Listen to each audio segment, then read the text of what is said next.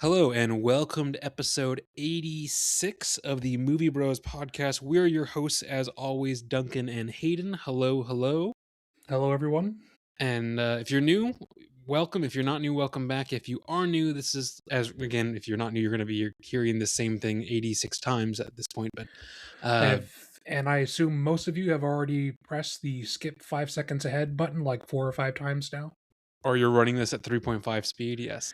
I couldn't do that. I've tried doing that before with podcasts. I can't do it. Everyone sounds like chipmunks. So we might cut this out. We might cut this out. I only do that for our podcast. I mute it and then I put it at 3.5 speed, so it counts the play as I listen to it. Gotcha. But I don't actually want to listen to it. So that's the only one that I use. I don't listen to us either. I didn't want to be like rude and be like, "Oh, I don't want to hear our voices." But like,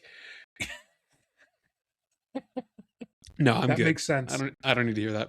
Either way, so if you are new, this is a weekly podcast where two brothers pick one movie, watch that movie, discuss, ramble, argue, banter, debate it. We cover all genres, all eras. If there's suggestions, we are on Instagram, YouTube, and Spotify. There are direct messages, there are DMs, there are comments, there are smoke signals, whatever you want to reach out with, reach out. Please like, subscribe, hit the bell, tell your friends, family, pets if they listen to you. I think that's all the things. I believe that's everything. Oh, and just our Instagram handle is at the movie_bros. Everything else is just look for the Movie Bros podcast. You'll find us. All right. This week, Hayden, what are we watching or talking about? I want to preface this that this is kind of my fault. I still think it was a good idea, but I agree. I think it was a good idea. I said that we need to watch something that we know isn't going to be our cup of tea, particularly because we do have a habit, like unintentionally. I think it's probably something everyone does. No one's going to be like, "Oh, I love this book, but I'm going to choose to read something I know I won't enjoy." No one does that. People don't do it with movies. So I had the idea that, well, we're probably unintentionally only choosing movies we know we're going to like. So we should try and shake it up and choose something we know we're not going to like. All that to be said, this week we're watching Cars 2. I'm going to run through some information and we can get into this mind-blowing epic. Yeah. So this is directed by John Lasseter with co-direction help by Brad Lewis. This is written by John Lasseter and Ben Queen. This stars, obviously, Owen Wilson, Larry the Cable Guy, Michael Caine, Emily Mortimer. I feel like I can't say his name without... Come on, brother. I'm sorry. I feel like you can't say his name without doing the voice, though. Like, if you're going to say his name, it's Michael Caine. So this stars Larry the Cable Guy. I'm going to reach through my mic and strangle you. This stars Larry the Cable Guy, Owen Wilson, Michael Caine, Emily Mortimer, Eddie Izzard, John Turturro, Peter Jacobson, Bonnie Hunt, Franco Nero, Tony Shalhoub, Jeff Garlin, Jason Isaacs, Bruce Campbell, Jennifer Lewis. Yeah. Who? Wait. Okay. All right. I didn't recognize him. Vanessa Redgrave, Cheech Marin, John Ratzenberger, obviously. And then I do believe that's everything as far as the cast goes. Composer here is my goat, Michael Giacchino. So, well, everyone's hurt here. I did just get finished watching this, and they flashed a director of photography on screen, but it doesn't show up here on the IMDb list. So, well, I was thinking, like, do they have like a cinematographer for something like this? Like, what? Back in 2011, they so yes, but it wasn't like officially put down for animated movies. It was just kind of bundled in the industry with the director's choice.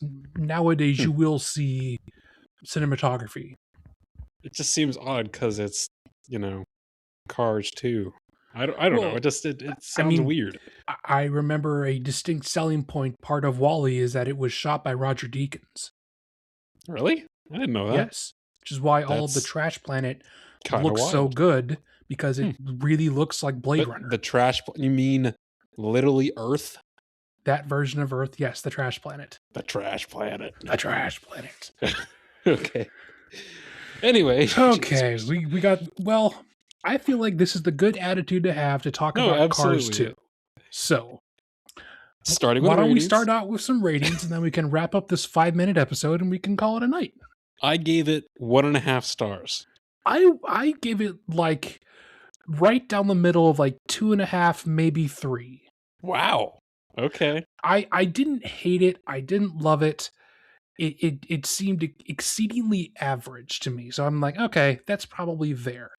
I've seen much worse animated movies than this. I wouldn't have gone one. I guess. Yeah. That's very. I get your reasoning. It's just, is this the? Okay, so we've set our ratings. I've seen worse animated movies, but as far as Pixar specifically, this has got to be bottom of the barrel. And I know recently Pixar has gone through kind of a stint of several kind of duds in a row. But the reason why I had this so low is Cars 1 is actually pretty very solid. Yes, and absolutely. this is the same animation, but it's such a entirely different the deviation storyline wise is like almost 100%. It's not like it's in. I wrote this down where like this is in the Cars universe, but it almost doesn't feel like it should be Cars 2. Do you know what I mean? So many problems that, like, logistically, when you think about a Cars universe, especially some of the stuff that they show in this. So yes, there's a shot where there are several shots that take place in like an airport. Yes. But there's one where they clearly have a car walking through without its tires on. Yes. This implies that there was a Cars Universe 9/11, because the only reason that's a rule is because someone tried to sneak a bomb in their shoe. So early on, like one of the first there lines. There is a Cars George Bush. Does that mean there is a Cars Osama bin Laden?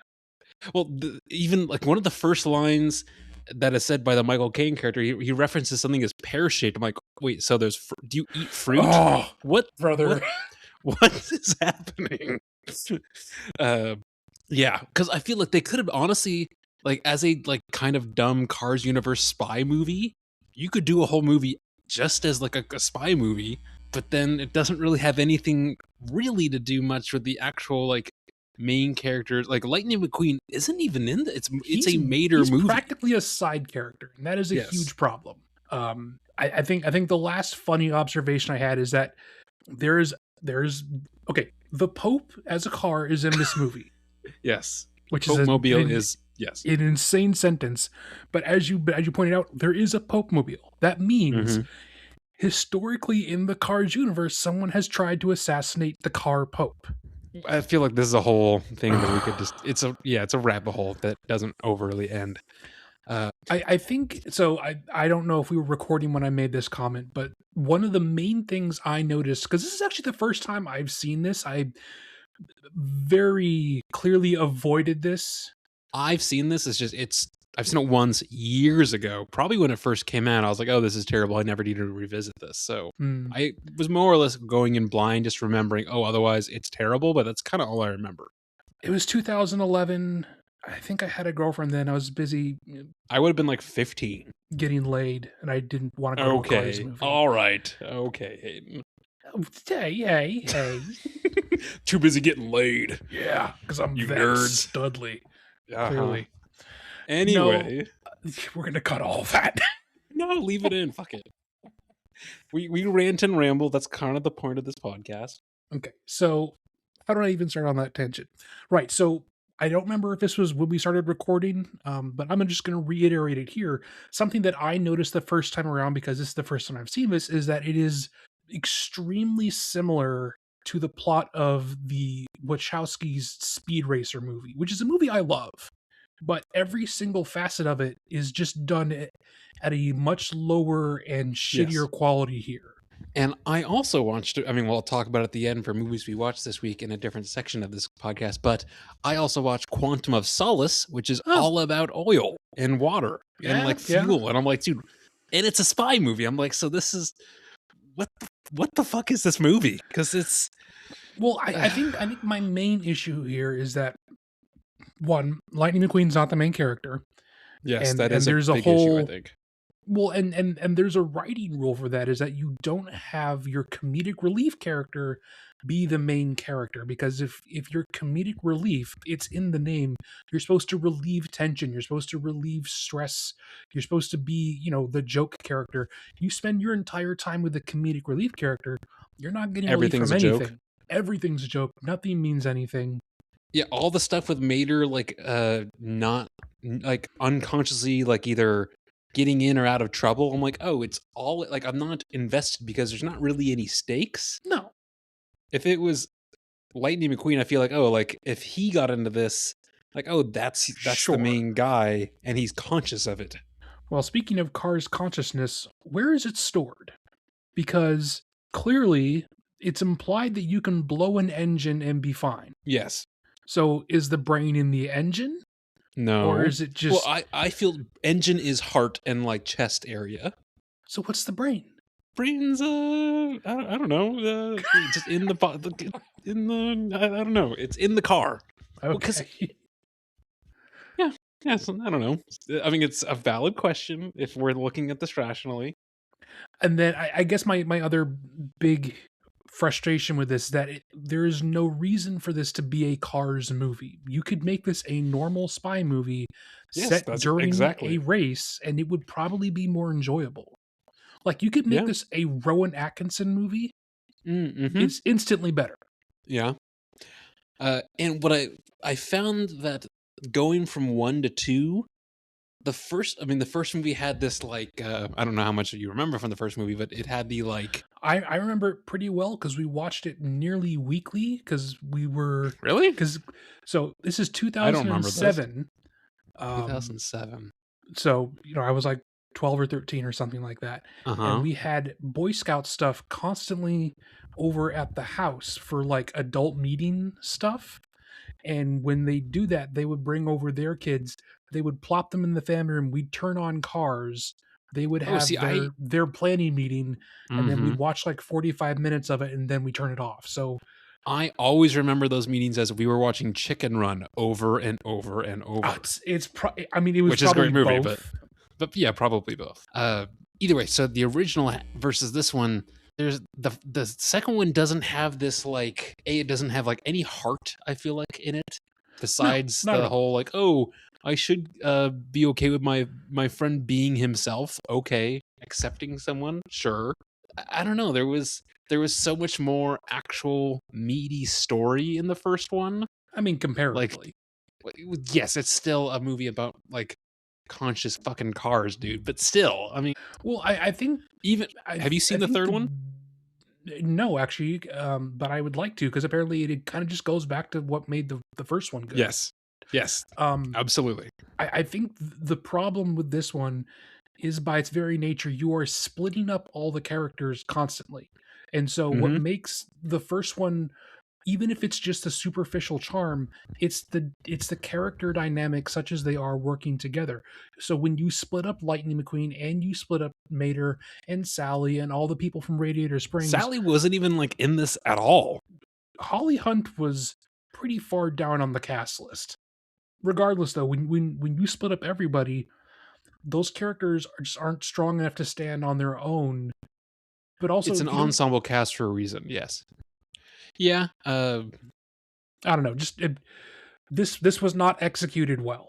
No, I feel like we should at least talk some sort of positives.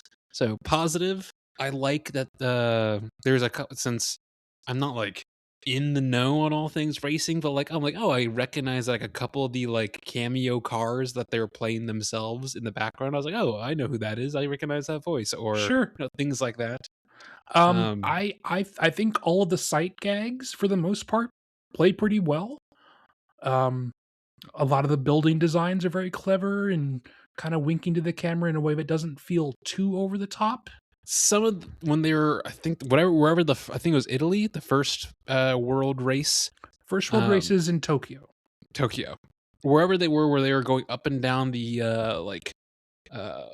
the elevator was like the huge piston or whatever. I'm like, yeah, that was kind of cool. it was cool, but like I don't know. At some point, I'm like, this feels like I'm at Disneyland. A little bit. I think the music is fine. I think it's fun. It is entirely forgettable. I've I seen can't and even in my brain think of it at all. I've heard Michael Giacchino do this kind of style music, ironically enough, in things like Speed Racer a million times more flamboyantly and over the top. Yes, It felt weirdly subdued here. it really did feel like a because I if you look at his IMDb or his letterbox or whatever you use, after he got his like big pop as Mater in the first Cars, Larry the Cable Guy went on to do a ton of Mater like spin-off things. Oh yeah. And this really did feel like, oh, just a spin-off thing that got a big ass budget.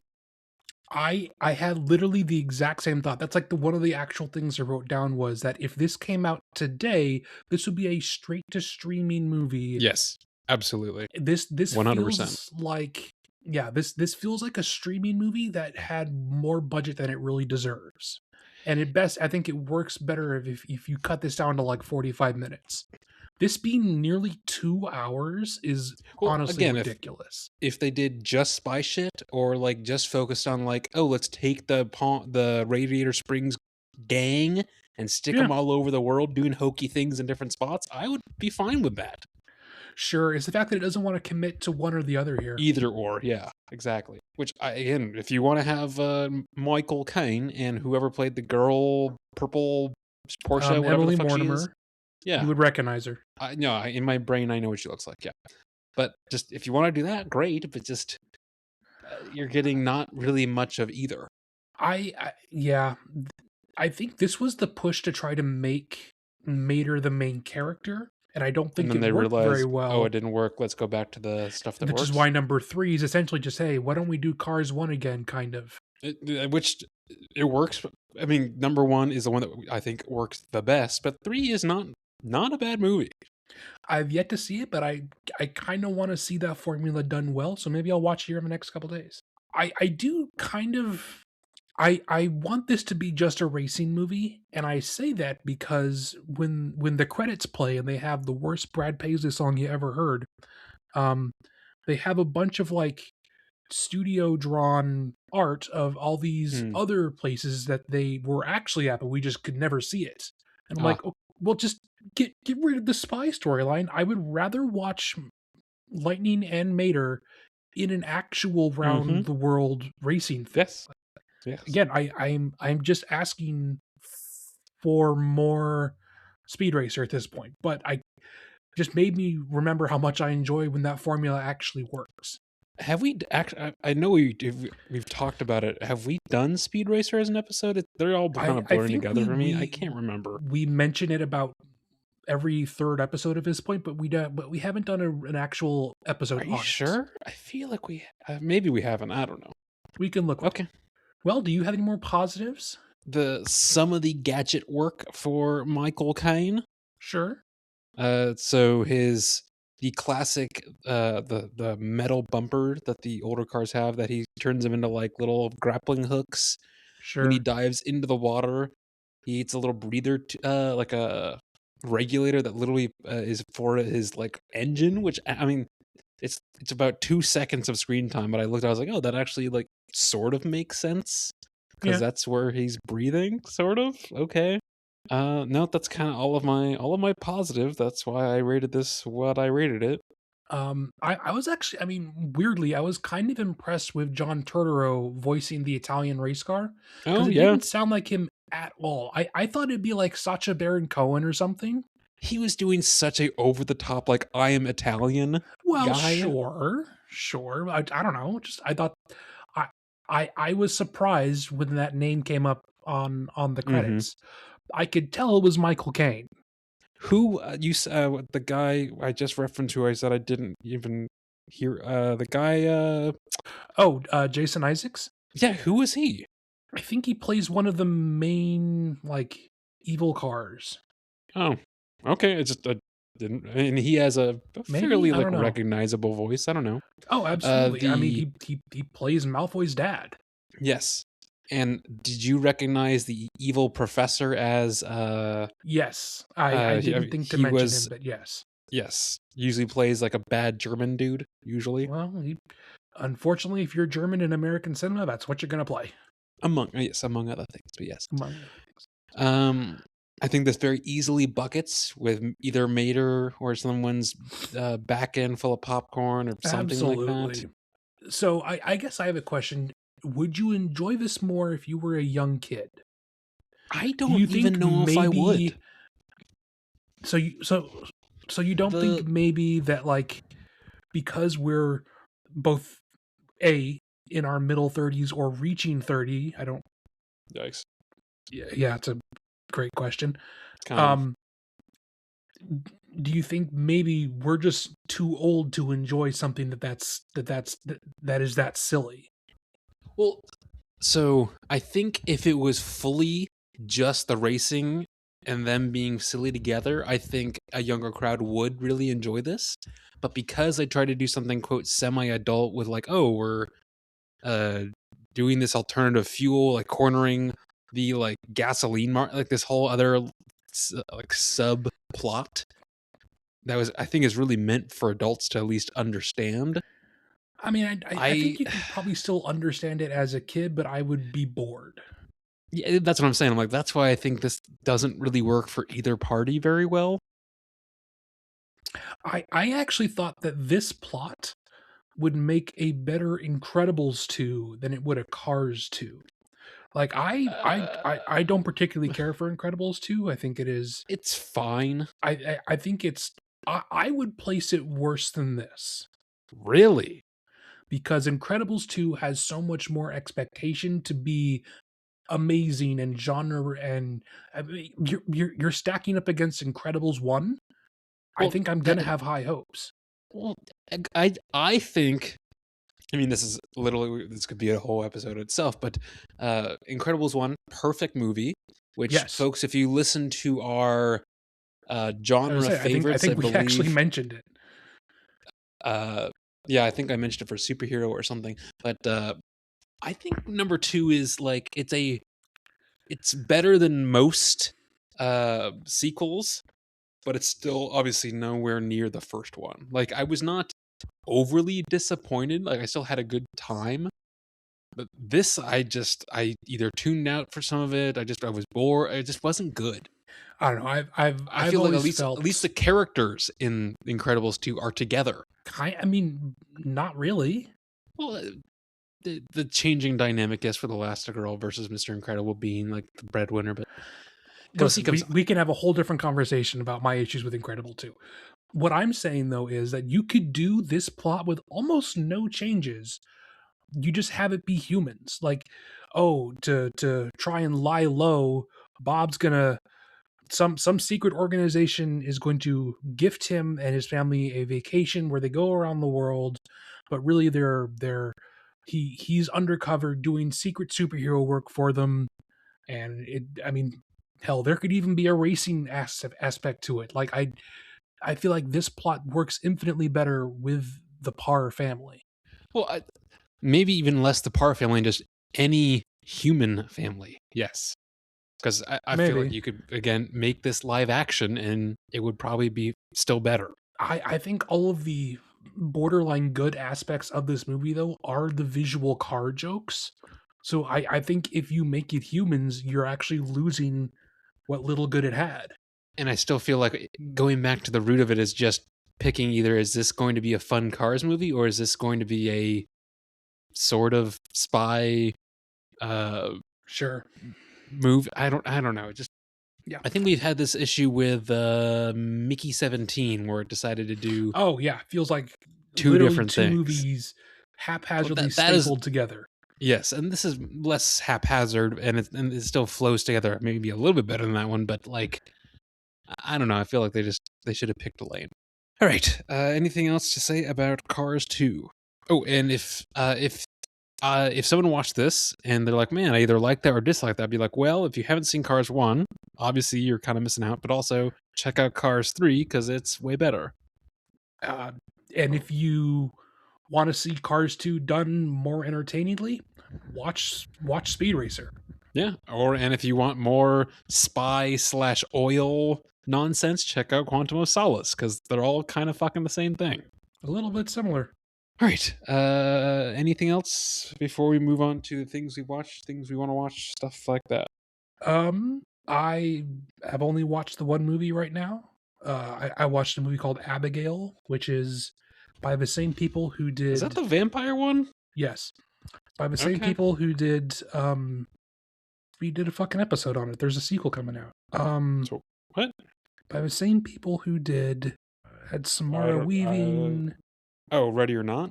Yes, the first Ready or Not. So it's written and directed by the same people, and it is kind of a similar movie. I mean, yes, this one's about a vampire girl, but it's very much a similar situation of, oh, you know, we're going to have people trapped in a singular location where they're trying to kill each other before the sun comes up and kills one of them. I mean, it was still very fun, but it didn't have the same kind of like originality and fun that the other movie did. So I enjoyed it. I wouldn't go back to rewatch it. Okay. And then as far as trailers that I've seen, there's a new trailer out for Hokum, which I was actually going to ask you. I was like, oh, did you see that new Adam Scott thing? Yeah. I have. I'm not sold on it yet. I like the director's other movies, but I don't love them, and I don't know if giving him a bigger budget and a bigger stars improves his directing style. It's the same person. I feel like go ahead. Oddity and I don't know. There was another one where it was a guy trapped on an island with a woman with like mental issues, and she stabs him and stuff. Anyway, well, his movies are always good. I don't know if they're great, so I'm still a little bit on the fence about this one. I cut you off though, Duncan. What were you saying? Which I think I've even said this maybe before we talked about even Hokum or other horror movies, is I feel like it's a trend right now to where bigger name actors are venturing into that genre. Oh, sure. To do horror, which is I feel like not normal. Like horror is usually kind of its own thing in a lot of ways. Like you're not going to see Brad Pitt do a bunch of horror or George Clooney, but like just I don't know. Recently, I feel like Josh Brolin did Weapons, or like. And granted, that's not like straight up like horror. I don't know. Just I feel like it's branching out or growing, or at least getting more recognition from more mainstream actors. Possibly. And I would say that you can point to A24 for that. Yes, absolutely. Which is weird to think, because not that like popular horror hasn't existed forever, but like. They've made artsy horror popular. Lighthouse, yeah. A24 putting out several successful artsy horror films really kind of widened the opening, as it were, to let more non-horror actors into the genre without it seeming like a downgrade for their career. Because for a while, if you showed up in a slasher movie, it means you just needed money. Yes. No, that makes total sense. Absolutely. But you look at things like Hereditary and Mist and Midsummer, obviously The Lighthouse, The Witch. Yeah. But it's weird to think about, because when you look at studios, A24 is still like they're not a big comparatively like next to like Warner Brothers. They're infinitely smaller. Neon is a very small one. I think, but they're the only ones that are actually like taking chances and doing things like that. So maybe that's why they're actually popular. I think they are not as small as they used to be, and not as small as we remember them to be. I think Neon is actually the smaller company now. I mean, sure, they're not going to be throwing out like, you know, we're going to buy Paramount numbers kinds of budgets, but like, I think if you're winning Oscars, and I think if you're, you know, having blockbusters come out and things like that, I sure, it definitely helps. You can qualify yourself as an indie studio anymore. Maybe not. So, well, this week I watched only 4 movies, and it's been I don't know, most of my free time is spent looking at apartments right now because I'm in the process of moving. So I completely forgot to record my own podcast yesterday, so I'll probably do that at some point this evening. But the 4 movies I watched: Casino Royale, which is Talked about I that have last not. week. Did we? Yes, we did. Okay, well Because then. I remember talking about how fucking awesome the opening is, where he's running through the embassy. Oh, so I probably started it and then I didn't actually finish Got it. it. So I finished it because I'm like, well, it says on my diary that I finished it 3 days ago or 4 days ago. But either way, yes, it's I've forgotten how great it is. It's nonstop the whole time, but it's not like uh stressful. It's more just intense and enjoyable. Daniel Craig is a great Bond. Vesper is a great Bond girl. Matt Mickelson, again, I feel like maybe we talked about this the first time around, but Matt Mickelson is fantastic as a villain. Then I watched Jumper, or rewatched Jumper, the 2008. It's a fun movie. It It's it's not fun. great. I had for so again, I think the concept is fun. The whole like paladins hunting jumpers, cool, yeah. And I didn't realize it's directed by Doug Liman, who Yep. did Edge of Tomorrow, Roadhouse, The Bourne Identity, Mr. and Mrs. Smith. Sure. I He's mean, done he's a Swing. fantastic action director. Usually. Yes. Um, the dialogue in it is pretty horrendous, Hmm. and I don't know who the girl. I mean, honestly, what's his name?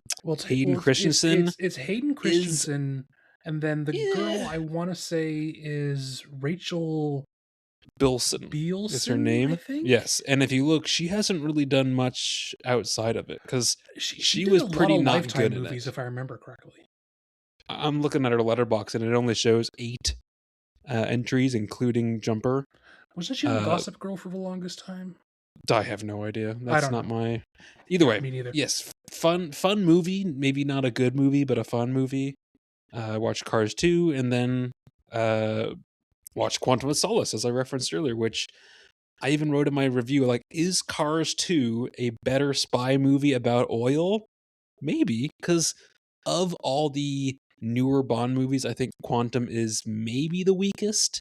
Spectre's not great Oh, either, I'll it's be not a honest. maybe. It's definitely the weakest. And it was interesting. I watched a documentary. This was a couple months ago on YouTube. Just happened to pop up. It was like 45 minutes. It was all about Bond. It was basically released by MGM right before the newest one came out as like a hey, here's some backstory about all Sure. the shit that's happened. Either way, apparently it is Quantum of Solace was the most like physical of any of the Bonds, I but it can see also that because meant they're out in the desert the whole time. well, just and throughout the movie, I'm like, oh, it's like there's a lot more actual fighting in it. And apparently, early on in production, Daniel Craig, I think, broke his either foot and or ankle or leg, Hmm. and he's like, well, I don't want to not do this, so he just kept going.